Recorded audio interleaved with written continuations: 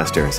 Podcasting Smarter is the official podcast from Podbean, featuring podcasting interviews, best practices, and helpful tips. We're here to give you the tools, resources, product updates, and news to help you get started podcasting and keep your podcast growing.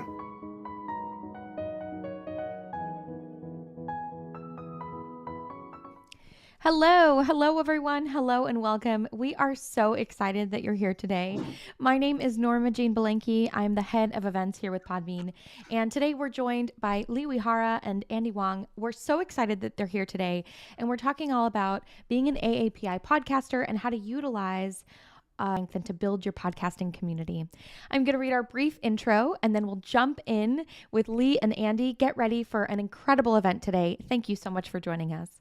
Welcome back, everyone, to Podcasting Smarter and our April Live event, Identity as Influence, Harnessing Your AAPI Roots to Carve Out Your Podcast Success, featuring Uehara and Andy Wang.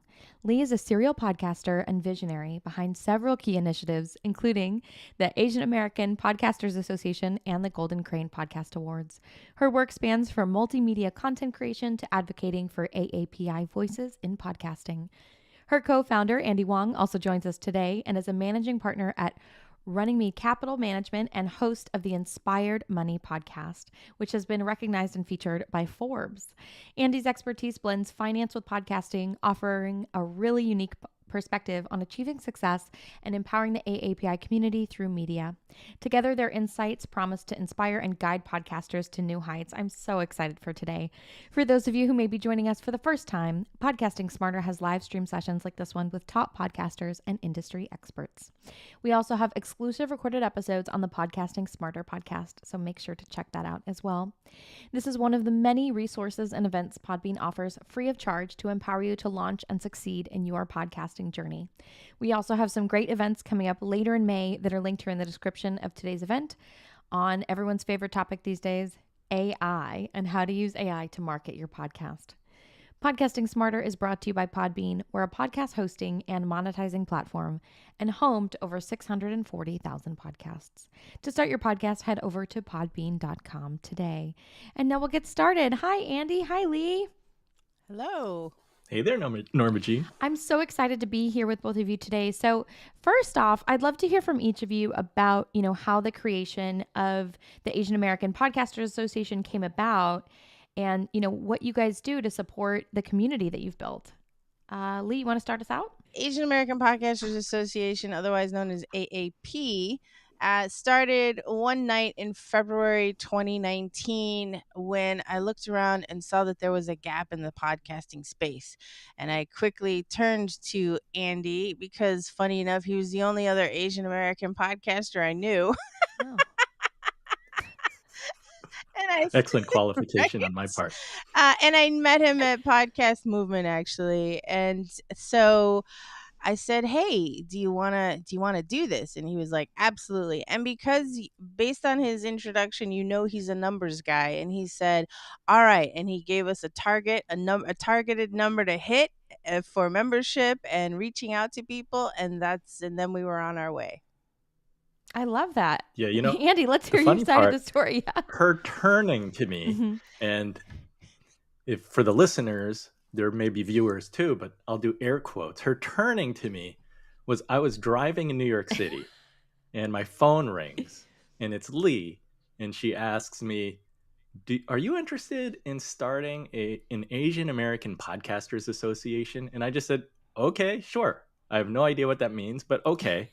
And then I think for the next week, I was searching for as many Asian hosted podcasts that I could find and just sending invites to people because that is not a category. Like race, ethnic background is not a category. I can't go to Apple and do a search or go to Google and do a search. So I was kind of just randomly trying to find people and just sending invites. And I think like 2 weeks later, Lee's like, well, I guess we're starting something because it seems like we're getting people into a Facebook group.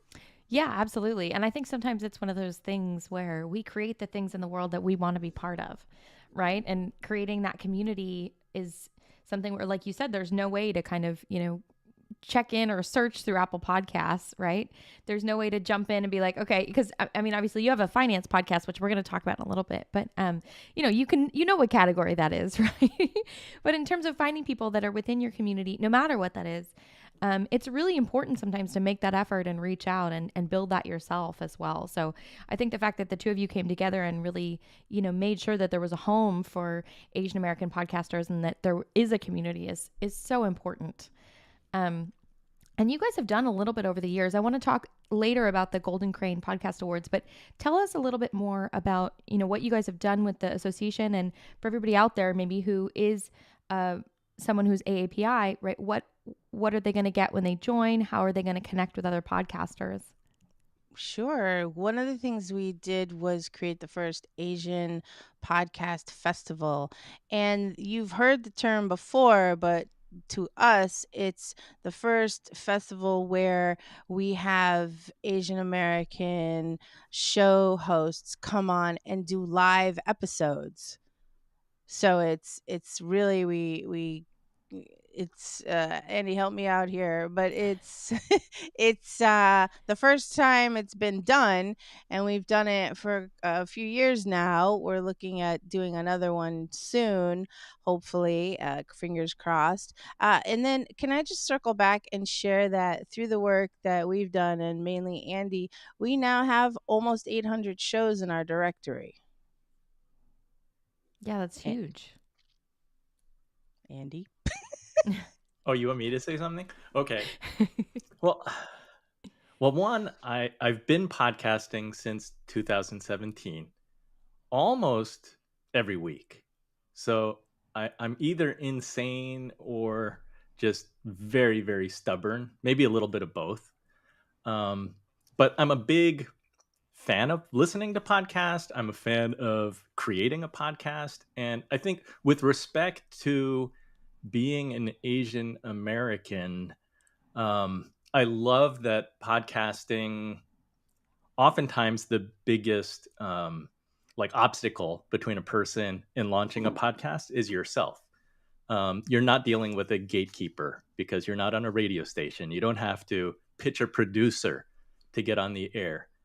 As long as you have an idea and a microphone, which today could be your iPhone or smartphone, you can launch a show. And I think that what I like about just this group of Asian American podcasters or Asian podcasters is that in assembling this directory of 700 shows, it covers just about every category. So we see that it's extremely diverse. There's comedy, there's business, there's what do you call it? Culture? Society and culture. Society and culture. Thank you. I love that category. I'm still trying to figure out what that is exactly, but there are so many categories, and I feel like we check off every box. And when we do something like the Golden Crane Awards, we listen to a lot of shows, and we've seen in just 3-4 years, I think the quality is improving, the diversity is there for subject matter, and I love that it can be so niche.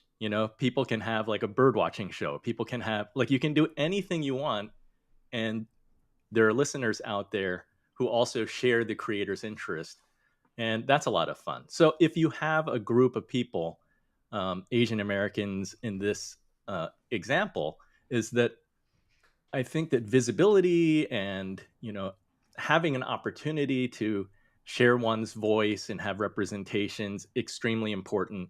And I love podcasting as a medium because there is not that barrier, right? If you want to start a show, start a show. Yeah, Andy, absolutely. And I love what you said about, there's no gatekeeper. And I think in some way we're all our own gatekeeper, right? If you ask any podcaster to go back and listen to their first episode, they'll say, "Oh no, please don't make me." And so, I think it's something where that getting over that initial fear of being seen, and that's really where representation plays such a big part, right? Because if you don't have that example, you don't necessarily know, or even subconsciously know, to give yourself permission, right? To do whatever it is you want to create whatever it is you want to create, whatever podcast that is. So, I think that that's a really, really important aspect as well. And Andy, I want to talk about your show a little bit. So your podcast, Inspired Money, it's kind of a big deal. So for podcasters out there, that are looking to craft content that resonates widely,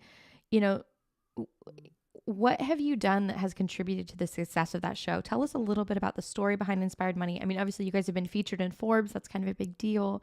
And finance podcasting is its own niche, right? So as a creator, what was that like for you? And then, as someone who founded the Asian American Podcasters Association, like what was that like as well in terms of bringing your perspective into that genre? Yeah, it's a really good question. I think that part of it does go back to just being stubborn and persistent. But I think back in 2017, that was kind of that was one of the best practices. It was like, if you create it, they will come, and just be persistent and keep at it, and people will find you. I think that many of us as podcasters have found that that's kind of not the case. We hear about like a discoverability problem in podcasting, that word of mouth is still like the way that people discover their podcasts. So it takes much longer than we hope as creators. We don't have algorithms that are driving listenership, for example, which as a blogger, like you have SEO and people will find you through the algorithm, or if you're a YouTuber, viewers will find you because the algorithm is putting your show in front of a lot of people potentially. So I think it's all relative, right? Yeah. I'm proud to have some accolades and recognition, but when I look around at the space, I'm like, I'm still really small. And how do I get more listeners? I'm constantly trying to improve. So I guess as a creator, that's one of the things. It's like incremental improvement. I want to make the next show better than the last, and hope that if I keep doing it week after week, that my game is getting better, that my show is getting better. But I think it's really a practice of periodically self-reflecting. I think that there's a challenge when you're a small creator.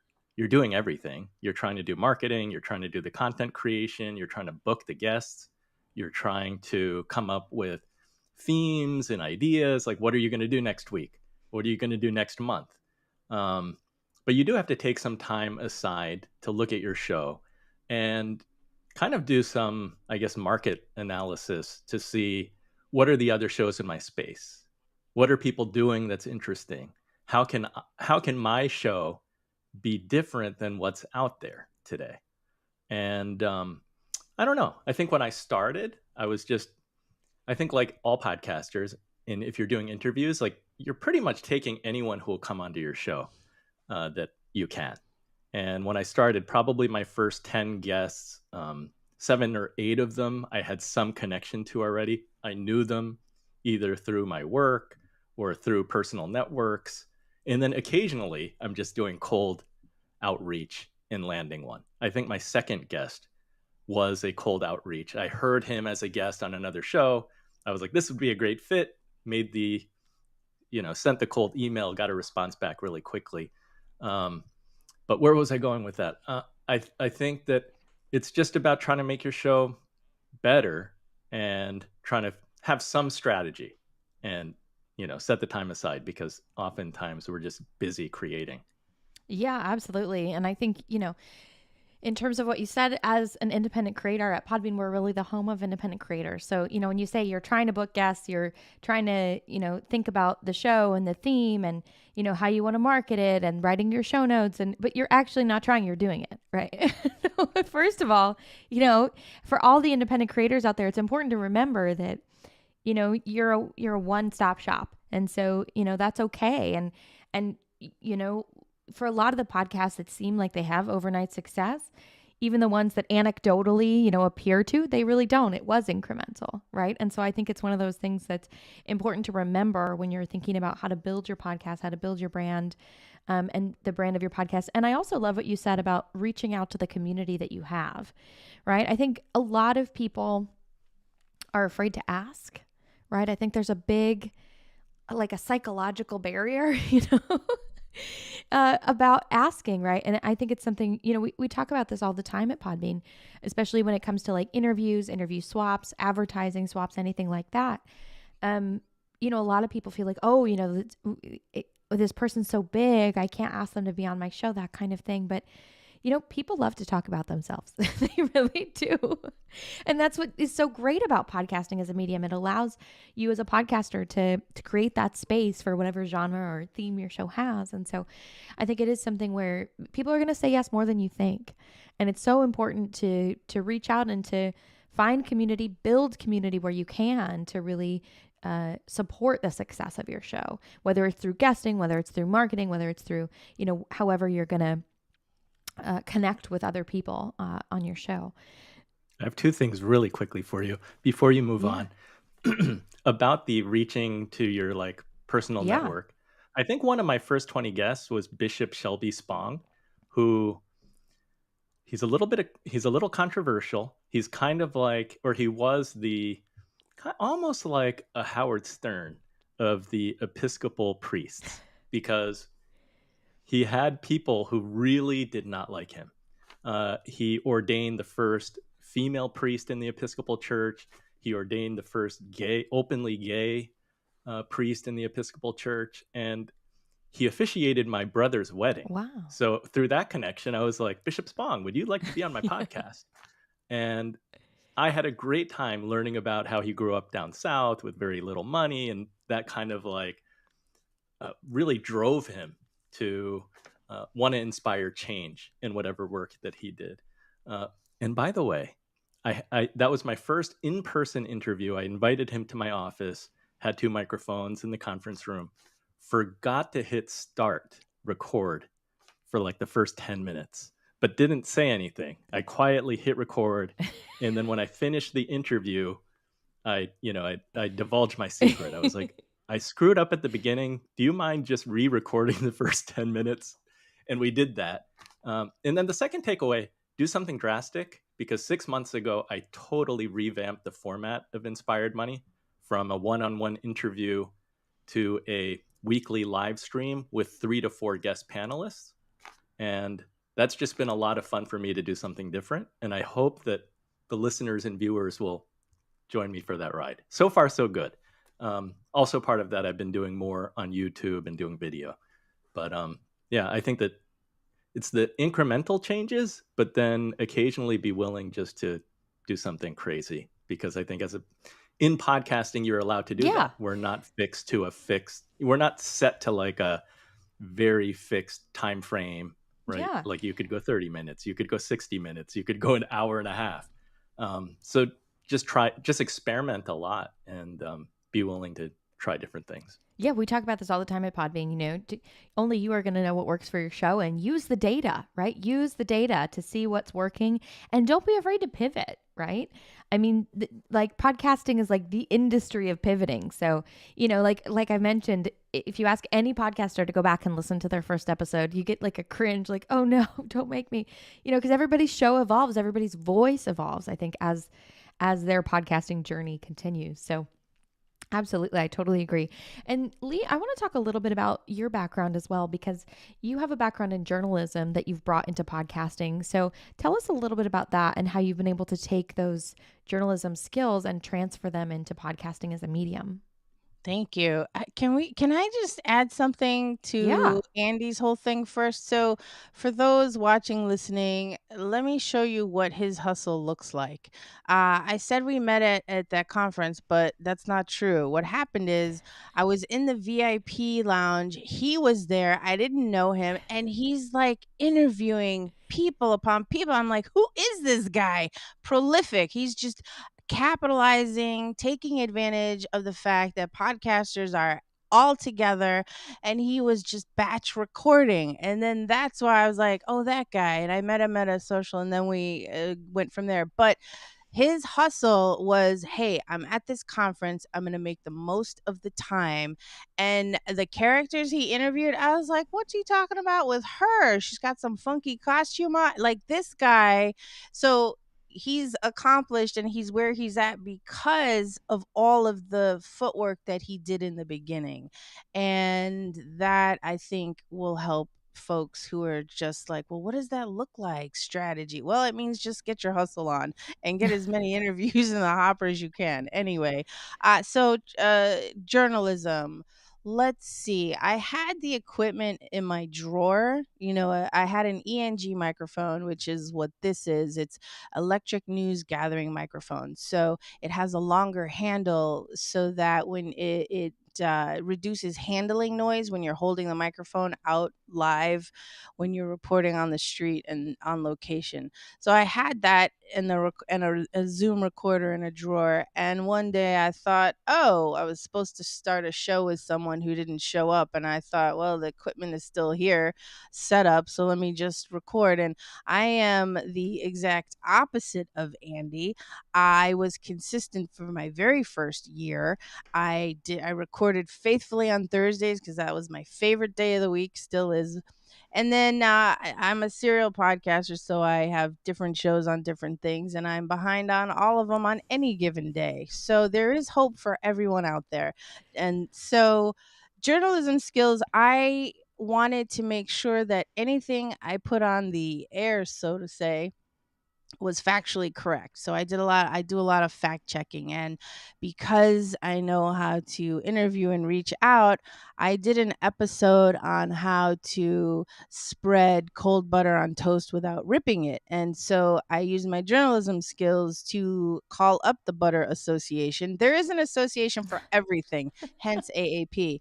And so I called the butter people and found out what their take wasn't my tip. My one show is about, life's random tips and how to's to, make life easier and more fun. And so that's one of the things you can do is reach out. Like Andy was saying, just call up people. If you want to know something or you need information, go to the people who have it and reach out. And here's a tip for that. You may think, oh, I'm reaching out. What if they don't answer?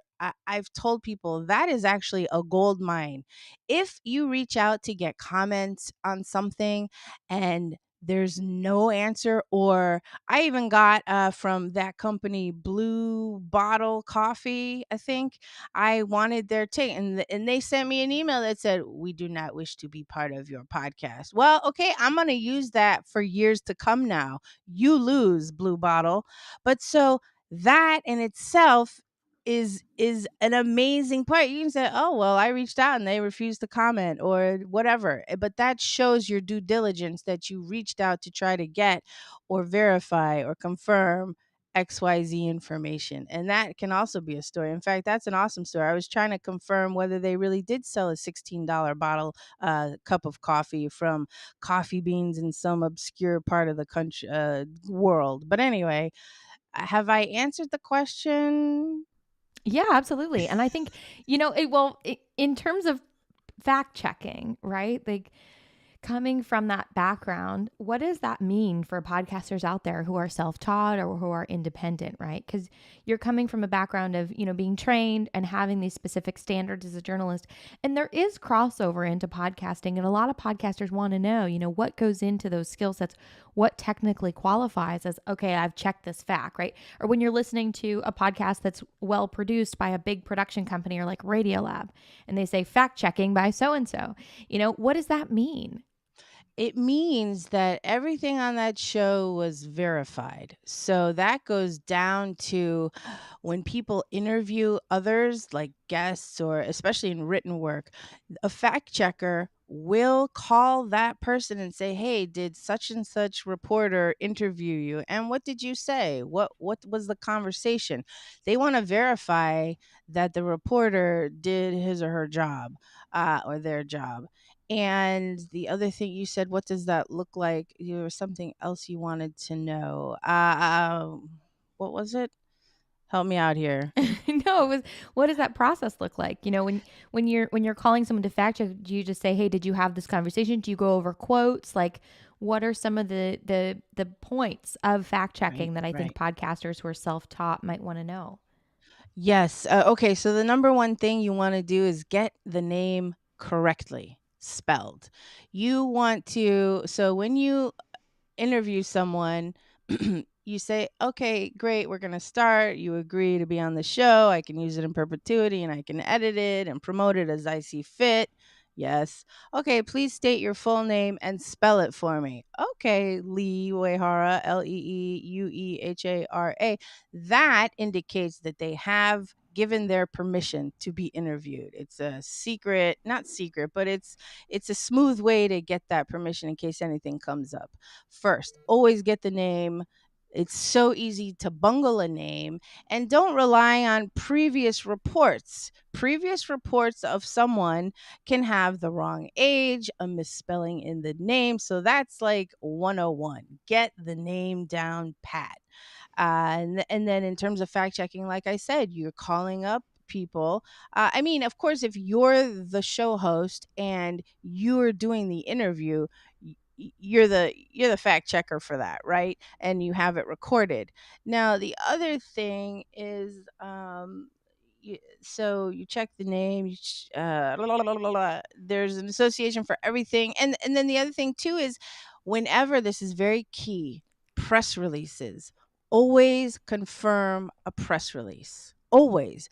There is a number or contact email at the top right corner of every press release. If it's done correctly, call it up and say, hey, you sent this press release. Can you tell me about it? Or, confirm it. Because occasionally there are false press releases out there, and or there's misinformation. Maybe somebody had an intern write it and there's a wrong fact in it. It depends on what you're going for in terms of the content of the press release, but always confirm it. I am surprised how many people, I write press releases all the time as part of my business, and very, very few people ever call me to confirm the information in it. And I will tell you that this is very important, because one time back in the day, there's a very famous financial services company out there.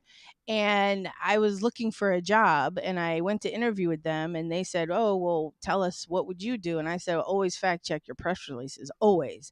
And sure enough, I didn't get hired. But sure enough, the following week, I'll never forget this. The following week, they relied on a false press release, which affected the stock market and their reputation because they did not fact check that press release. So Wild. crazy. And, we're podcasters, we're independent, we're hanging out, Yeah. but hang out with authority and knowledge and credibility. Yeah, absolutely. And I think it's one of those things where just because you're an independent podcaster doesn't mean you can't take yourself seriously and present your podcast and your podcasting brand with professionalism. I think that that's such a great tip as well. Because really the difference between a professional podcast and an amateur podcast is a decision, right? At Podbean, we have monetization built into the back end. There's branded podcasts out there. If you have a small business, you can just make a podcast for your own small business, right? Whether you are a coach or a yoga teacher, or whether you're a personal finance expert, there's so many avenues. And I think it's something where that distinction is really one that the podcaster gets to decide, which is important as well. And Lee, you mentioned a little bit earlier about, the fact that you've done a lot of different podcasts, but you also have coined the term pod pause. So tell us a little bit about that. Certainly. Before I do that, I just wanted to add one thing. If you want to say something on your show, credit the source. Say, according to blah, blah, blah, they said la, la, la. That way, it's not only on your shoulders. Okay, pod pause. Pod pause means you're not fading like pod fade. You are just taking a pause because you have the intention to publish another episode, but life gets in the way. So you're putting your podcast on a short pause. All my shows are on pod pause, sort of. But the key to that, though, is always, and Norma Jean and Andy will probably agree, always let your listeners know. Like, my listeners know, oh, Lee's going to get to an episode when she gets to it, but hang in there. It's not going away. She's just going to publish when she can. Yeah, absolutely. I think that that's really important to always communicate with your listeners. And you can update the trailer episode, right? You can say, "Hey everybody, we have a new season coming out," or "Hey, we've gone on pause. We might keep releasing reruns every now and again, but here's how you can support the show and we're excited to be back with you." I think it's just that communication, because it's such a bummer as somebody who loves podcasts and creates podcasts that when you are listening to a show and there's no new episodes, but you don't know why. And you don't know when you're going to get more episodes. And maybe it's been a couple of months, or maybe it's been a couple of weeks, or maybe it's been a couple of years. And you just find a really incredible show and you just don't know what happened to it. So for everybody out there who's listening, pod fade is when you kind of burn out in terms of podcasting. And this is kind of what I want to talk to both of you about next, in terms of, because Andy, you've been going weekly since 2017, and Lee, you've coined pod pause, but what do you both each do? I guess, Lee, maybe it is pod pausing, but what do you both do to prevent that pod fade in terms of affecting your enthusiasm, both, as podcasters, but also maybe as people who actively have created a community within podcasting for AAPI podcasters? Andy? I thought she was addressing you, Oh, Lee. okay. It's both of you, actually. Yeah. The question is basically how to keep going? Yeah. What do you the do to question? avoid? Yes, that's. What do you do to avoid pod fade? Yeah. Well, first of all, it's okay to pod fade, but get real with oneself, right? So ask yourself, do I really find joy in this? Is it still fun? And is it a matter of just finding time and committing to that? Or do you really just want to shut it all down? If you want to shut it all down, then just I tell my son, if you're going to quit something, do it with honor and respect. So that means, hey everybody, I've come to a decision, la la la. If you want to still keep in touch with me, email me here, but otherwise this is going to be sunset. Now, to keep going, if you still enjoy it, which I do, I ask myself, well, I want to get the information out. I'm on a different timetable than everybody else. And I think that for me, you have to figure out your why. Why are you podcasting? And it better not be because you want to make a lot of money and you want to make money now, because that's not going to happen, generally speaking. And so it has to be that you still love it for some reason. And I think that's what keeps people going. And I think that people who have done it for a while, and people at any stage, what am I saying? I think as long as you love doing it, do it on your timetable, because you're an independent podcaster. You can do whatever you want. You just have to always keep your listeners updated as to what kind of vibe you're setting. Andy, what are your thoughts? Yeah, I can come at this from a few different angles, because over time, I think it evolves like anything. Yeah. So when I first launched the podcast, it was like first 10, 20 episodes, I'm trying to figure out who am I going to book on the show. I was recording and then publishing weekly. So I'm going through this cycle of trying to fill the pipeline, but then I'd kind of slow down and find myself, oh my gosh, I have no show for next week. And then I'd like go hard again and book a bunch of guests, record. And then I say, okay, well, now I have like 10 episodes, so I'm good for 10 weeks. So it was this like ebb and flow. And then in the first year, going to conferences, as Lee had referenced, it's like she was on stage giving her talk about, journalism and how that applies to podcasting. And meanwhile, I was just running around like a crazy person trying to record with whoever I could, which were attendees of the conference, because there were other podcasters that were super interesting, other speakers who were super interesting. I interviewed wrestler Colt Cabana there. And I love that. Like, you go to one event and you can bank 7 or 8 recordings, and then I'm good for like 2 months. So that's one way to keep it going. I think the other thing is focus on what you enjoy.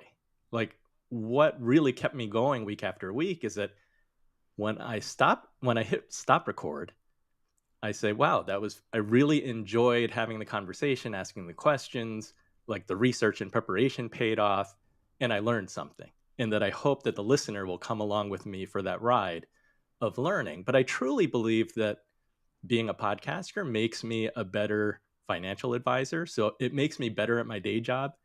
I'm learning like so many things from really smart, accomplished people, and that's fun. But when you look at your podcast, it's like, what are the things you do not enjoy? Like, I think I edited myself the first 100+ episodes. So every week I'm recording, I have to edit the show. But I did finally come to the realization, actually a listener who I met in person in New York City for a drink, he like had this look of disbelief on his face when he heard that I was editing the show. He's like, "You edit your own podcast? Are you crazy?" And so then I said, "All right, well, let me see if I can outsource the editing," and that helped a lot. So it's like, and it doesn't have to be super expensive. I mean, I had like no budget. I was doing everything on a shoestring. But if you can outsource the things that you don't like doing, that can help you to keep going. And then I guess if you go another extreme, in the most recent iteration of Inspired Money, where I'm doing the live stream, I used artificial intelligence to outline 100 episodes. So I have a planned schedule of 100 episodes, 100 topics, attach the date to those episodes. And that allows me to plan ahead, have like a recurring theme, really have an arc of my 100 episodes, which keeps me going too, because I have this schedule and I know what's coming up for like the next few weeks, the next month. I can book guests way in advance. And when people say they're not available, I can send them a list of, here are episodes over the next 2 months that I think that you'd be great for. Are you available on these dates? So there are many ways to go about it, but I think those are some of my experiences. Yeah, absolutely. I love that. AI. We're living in the future. Andy, wild. And we are. I mean, we're having an event in May here at Podbean on AI. And I mean, like, we just launched Podbean AI, which will write your show notes, and audio optimization and your transcripts and your chapter markers. It's crazy. We're living in the future. And I think, utilizing AI or leaning on it, not 100% just saying, okay, I'm going to give it, full autonomy to create the content of my show, but utilizing just the framework of that to be able to work with, and takes a lot of that mental strain off of planning, and 100 episodes is like 2 years, right? So you've got the next 2 years kind of, well, I guess now it's been 6 months, but like, kind of mapped out, so you don't have to think about it as much, and you can really just be in the joy of what you do enjoy, which is great. And I love what you said about outsourcing editing. For everybody out there, there's, you either love editing or you don't love editing. That's kind of I think that's maybe the thing that people say about it, because editing is something where, the people who love it want to dive in and, edit out all the tiny little nuances. And if you don't love it, it can be so draining and just take so much energy, I think, from the rest of your process. So that's a really great tip as well, in terms of just being able to cut out what really doesn't serve you and serve what excites you and keeps you wanting to move your podcast forward. I love that as well. Yeah.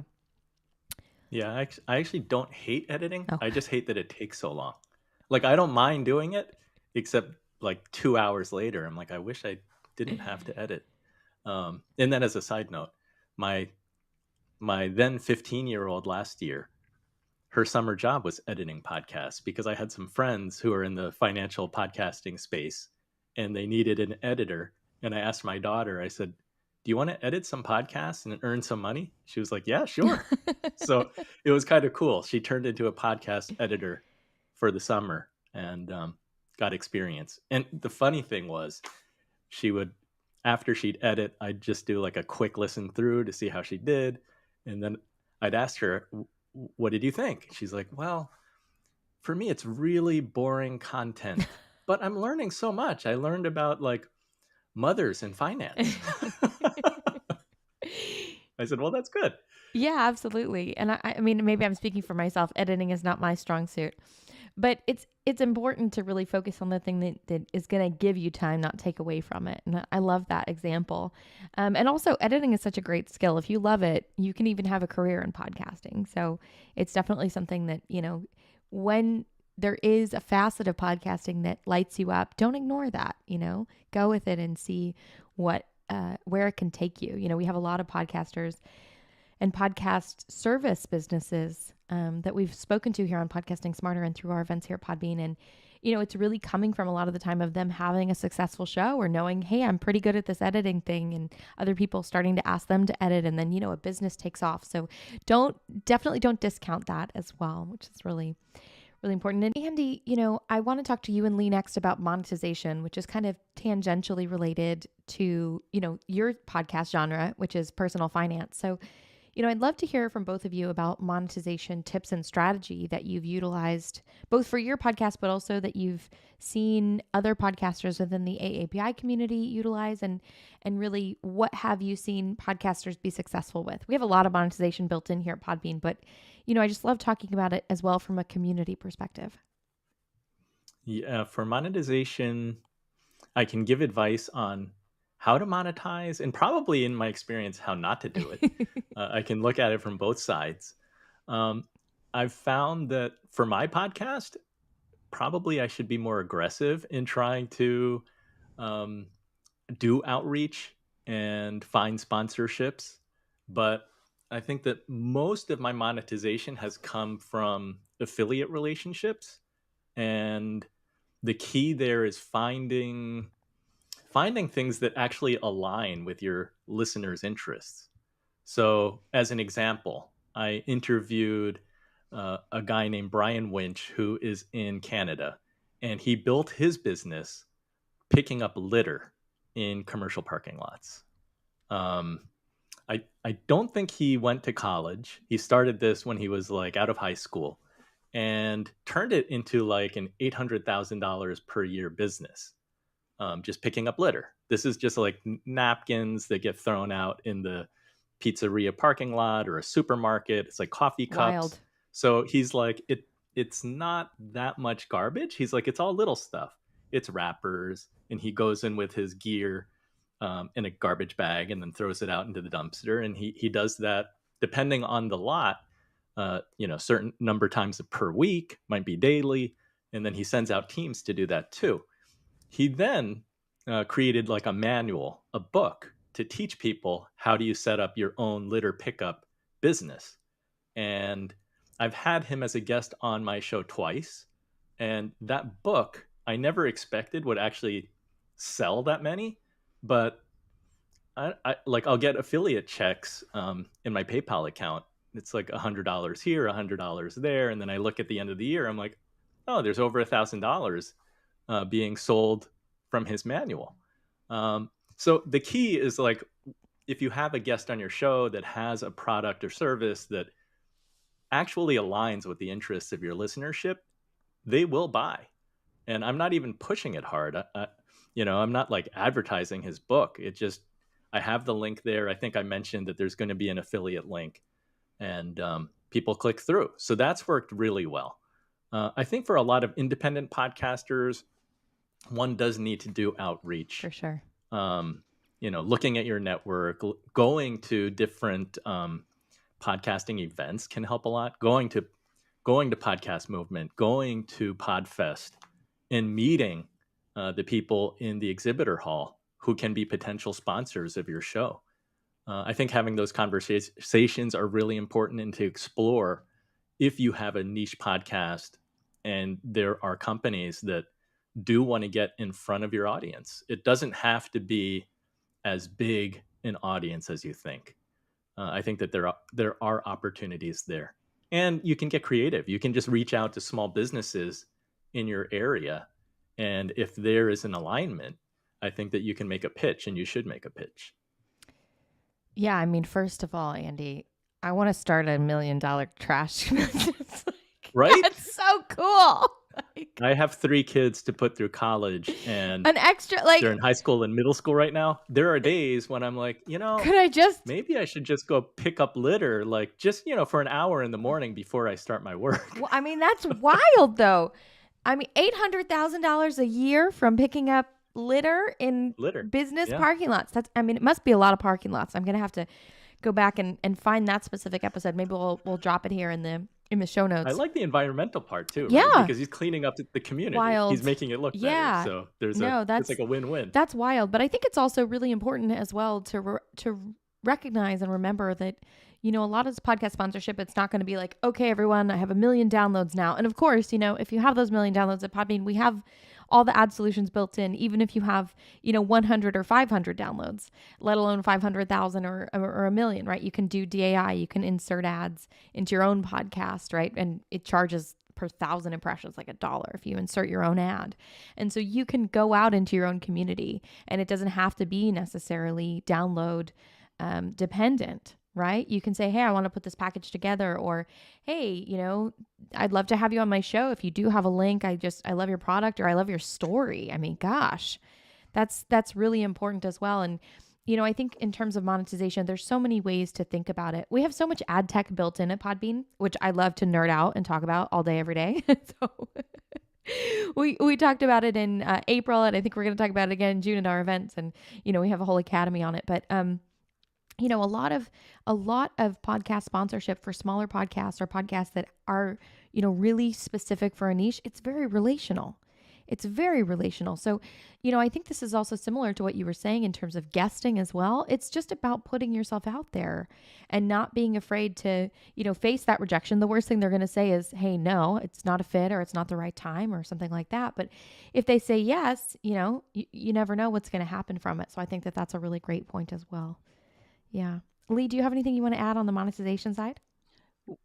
Just a couple of things. One, ask yourself, do you want to monetize with ads and sponsorship? Because maybe you don't. I know on a couple of my shows, I don't want any ads whatsoever. Then you also want to think about the vibe of the ads. You know, do you want to, you know, you can do the dynamic ad insertion, or you can do a host read ad in your copy, which is my vibe on my show personally. And then you can also monetize because you have a podcast. So maybe you don't put an ad there, but maybe you have a service and you advertise your service on your show, and your business is the sponsor. And that's great because it's tax deductible, because you're going to come up with an ad rate sheet and bill your company, right? Totally. And then, right. And then the other thing too is Andy talks about being an affiliate, and I will say, you have to have kind of a following to do that, because otherwise there could be tumbleweeds. I remember when I first started, I was like, yeah, I'm going to be an affiliate for all this. And then Amazon shut me down because nobody was buying anything. So just keep that in mind. And then the other thing about it is, just reach out. On my hyper local news podcast, I went to my favorite diner and I said, hey, you know, I had a relationship like they mentioned, and I said, would you like to and I said, would you like to advertise on the show? And they said yes. And so, you know, and they have the best French fries in the city, I believe. But it's really about reaching out. And it matches. You want to match, like Andy was saying. Thank you. Yeah, absolutely. Absolutely. I mean, we had a podcast a while ago on Podcasting Smarter that is all about Milwaukee, Wisconsin. And they do really well with that podcast. And so, you know, I think that there is a market for everyone, and so for every podcast as well. And I want to talk to you both next about the Golden Crane Podcast Awards. So obviously, you know, these are the awards that the Asian American Podcasters Association created and give out. But, you know, considering that you founded the awards, I'd love for you both to speak about them, because I want to hear, you know, from both of you in the first person about the awards, but also, you know, what are the qualities that you believe set apart award-winning content, right? What are you looking for? And for everybody out there who's thinking, oh, you know, if somebody has an award-winning podcast, what's the secret? In a way, what makes that content different, or what makes those winning podcasts stand out? So there is no difference other than those showrunners put themselves forward in the submission form. They applied. And anyone can do it, not to say that you'll win, but here's the secret that you don't realize. People complain, they have a scarcity mindset and they complain about, well, there's a fee. Well, it costs to live, people, and it costs to give out awards. And we are one of the actual shows that actually gives you an award. We send it out, and the cost is in the shipping as well.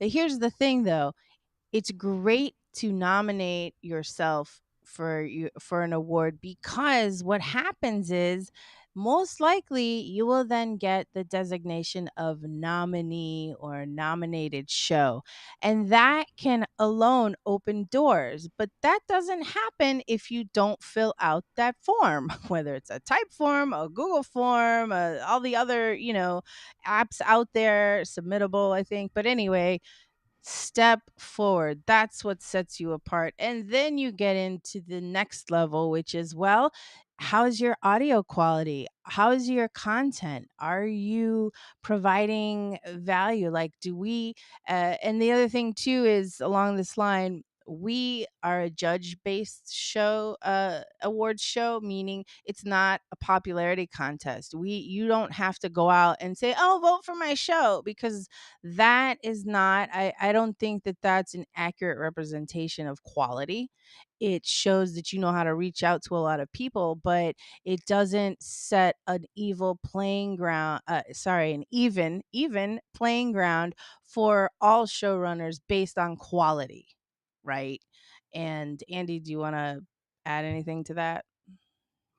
Yes, I will credit Lee with having a very high standard for quality, not only in the judging and the process for which shows are judged, but even the quality of the award. Like, it's a solid crystal trophy, and it's beautiful. So when awardees receive it, they're super excited, one, to win the award, but then when they physically hold it, they're like, oh my gosh, this thing is hefty. 3 pounds. And that's why the shipping is so expensive.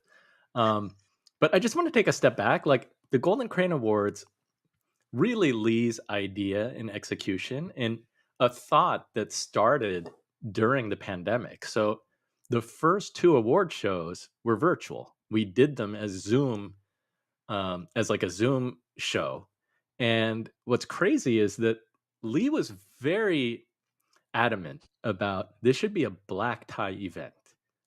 And I'm like, I don't know if I want to wear a tuxedo when I'm sitting at home on Zoom, but she got me to do it. And when we opened up the Zoom browser and had all the attendees there, and everybody was dressed to the nines, like, it was crazy. It did add to the experience.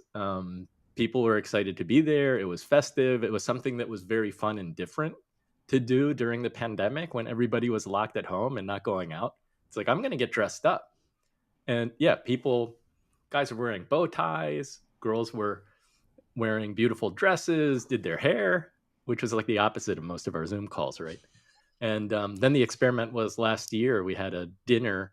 So we had a hybrid event at a restaurant in Chinatown, a banquet dinner where we had live attendees, some who traveled from Canada in the West Coast. They came from far away, which was very impressive. And then we had people online. So that was insanity, because we're like a very small team trying to execute a half in-person, half online. That's a lot of work. There were a lot of It was the most imperfect, speed bumps, hybrid show one could possibly execute. But hey, you know what? Done is better than perfect. We did our best with what we had, and it was a memorable experience and evening out. And like many Asian restaurants that are family run and have the whole family there, like, we enlisted our kids. Our kids were helping. I love that. No, that's so good. I think it's also one of those things where, in terms of creating that community, people want to feel like, oh, we're going to something and we have familiar people there. And, I think when you make something a formal event, it's taken a little bit more seriously. And so, honoring a lot of those podcasts of people who have done so much work and, taken the time to create a beautiful podcast, let alone submit it. So in terms of, what content really stands out, what have you guys seen in terms of the shows that you've loved that maybe have won awards, won Golden Crane podcast awards, but what are some of the shows that you've seen that are outstanding? Yeah. Lee? I'm just like, where's the list of winners? Right, fair enough. No, but off the top of your head, no pressure. I don't have the list of winners in front of me, so I just want to say that what I've been really impressed by is that there are many independent shows. Yeah. I mean, there have been some that have bigger teams and they're backed by, some either corporate or public radio. There are those shows too. But there are a lot of independent shows that are doing really impressive things with sound design. Like there's music in the background, like the production is super high and it's just like one person or a really small team executing that, which is impressive. Like Stories with Sapphire, amazing. She does everything herself, and the production is fantastic. And not only the production, but the content, the stories that she shares is I'm stumbling for words because it's such a good example, a great example. And then you have the show Self Evident. It's called Self-Evident Asian America's Stories. That's also highly produced, but with a very small team. And the thing is, if we could impart to independent podcasters, is there is no reason why you can't have a well-produced show, even with you yourself and you making it. It's if you have the right microphone and you take the time to set it up and interview your guests, if you have guests, it's and throw in some music and at some highlighted points, if that's your thing, or outsource it. It's not that hard to do, honestly. And then the other thing too is we're the only awards show which wants to and seeks out kid podcasters to help them keep going. And so we have some, I think, Little Mind Chats and Serafina Speaks. They got their awards mostly because they were consistent and because they put themselves forward. They nominated, or their parents did. You know what I mean? Oh, opportunity. And so because here, the other thing is, children, we love to encourage kids to do this because there is no barrier. There's no gatekeeper, like we were saying, which says you have to be a minimum of X age, right? That's not the case these days. And these shows I'm mentioning, they were some of the winners from the 2020 awards. And then we give awards for like best cover art and that kind of thing. So it's not only about editing and content. So have I answered the question? Yeah, absolutely. Absolutely. I think it's really helpful, I think, for everybody out there who's thinking like, oh gosh, I think in a lot of ways when we think about media, especially as media creators, there's a misconception that you need to be picked versus you need to pick yourself. You need to submit yourself. You need to elect yourself. And one of the great things about podcasting and how egalitarian it is, how equal it is across the board, is that, it's up to the podcaster, right? How much do you want to put in? What guests are you going to reach out to? What brands are you going to reach out to? If you're tired of editing, what editors are you going to reach out to? And especially also, when we're thinking about community, and especially as AAPI podcasters, I think you both exemplify this in terms of, what is the community that you're going to be part of and build yourself or contribute to building, that's also going to help boost your show and boost your enthusiasm in podcasting as well. We're almost out of time, but before we wrap up, I kind of want to ask you both, in terms of the AAPI podcasting community, what do you both feel will help further the reach and impact, both within the community and from the general overall podcasting audience and community? Lee, you want to go first? Okay, so let me see if I understand the question. I'm just a simple person. You want to know what the future impact? What? I'm sorry. No, that's okay. Huh? Yeah. What do you think the AAPI podcasting community can do to further its reach and impact? what can we do to further our reach? Mm-hmm. It's just, we have to just get the word out that it exists. Mm. There are a lot of people still to this day, even though we have 700. And listen, when you look at it, and Andy explains this very well, so jump in if I'm messing it up, which is the population statistically, Asian Americans are a very small piece of the pie. So when we say that we have almost 800 shows in our It's a directory, big deal. that's a bigger number than you think it is, than it seems. And so getting the word out is important. And because there's still, my then going back, my point is that some people still don't even know it exists, and then when they find out, they're very excited. And so to have future impact, I think, is just keep on getting the word out. I didn't say that as eloquently as I could have, but Andy, do you want to jump in? Yeah, my thought is that as an independent creator, it's often a very solitary exercise. Like we're sitting in our basement or we're sitting in our closet and creating a show. And then you look at social media and inevitably you see what others are doing. And like I'm like, oh man, how come this show is like growing like a hockey stick? And I'm here like pushing publish every week. And it's just slow, steady, organic growth, which is not a bad thing, but it feels like the grass is greener on the other side. So I think that it's about community. Um, it's about collaboration, because the power to connect with other podcasters, whether it's in the Asian American community or beyond, there's just so much potential to share resources, knowledge, support one another. And I think the power of collaboration on a cross-cultural project or initiative, it can be extremely impactful. It can be huge. So I think that that's how we as podcasters can make a difference. It's like we grow together, and what's the saying? Like rising tide lifts all ships. I think that makes that's where like a lot of progress is made. So it's look for potential collaborations with other podcasters.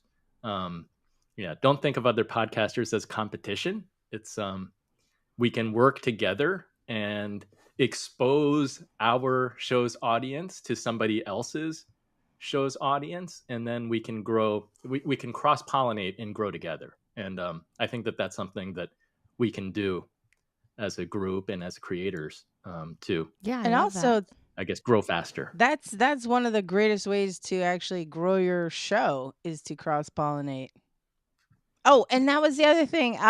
When it comes to monetization, you can swap airtime with other shows Oh in yeah. relation to, and do it on such a basis of how many listeners one show has versus another. So like Yep. Andy's show's got a bazillion listeners compared to like one of my shows. So he would get to run more ads based on his numbers, you know what I mean? So that's Yeah, another thing. absolutely. Anyway. Yeah. No, that's a really big one as well. Just swapping impressions with other shows, whether you're exchanging money or not. I think that's a really big way that podcasters can also cross promote their shows. Well, it's been such a pleasure. Lee, Andy, thank you so much for joining us. I'm going to read our brief outro and then we'll wrap up today. Thank you all so much for joining us. Thank you. So thank you everyone for joining us at Podcasting Smarter for our May live event. Identity as Influence, Harnessing Your AAPI Roots to Carve Out Your Podcast Success, featuring Uehara and Andy Wang of the Asian American Podcasters Association, Inspired Money, and the Golden Crane Podcast Awards. For those of you who may be joining us for the first time, Podcasting Smarter has live stream sessions like this one with top podcasters. We also have exclusive recorded episodes on the Podcasting Smarter podcast, so make sure to check that out as well. This event is one of the many resources and events Podbean offers free of charge to empower you to launch and succeed in your podcasting journey. We also have some great events coming up especially in May, we've got a really great event on AI and how to use AI to market your podcast. So stay tuned for that. And if you joined late or want to have another listen to this conversation, you can listen here on YouTube, on Podbean's YouTube channel, and we'll have excerpts on the Podcasting Smarter podcast. Podcasting Smarter is brought to you by Podbean. We're a podcast hosting and monetizing platform and home to over 640,000 podcasts. To start your podcast, head over to podbean.com today. And if you have any questions, you can always email us at podcastingsmarter@podbean.com. Thanks so much for joining us, everybody, and stay tuned for more podcasting tips and best practices. Happy podcasting. Thanks, Lee. Thanks, Andy. Thank you, Norma Jean. Thank you, Podbean. And thank you to all the listeners and viewers.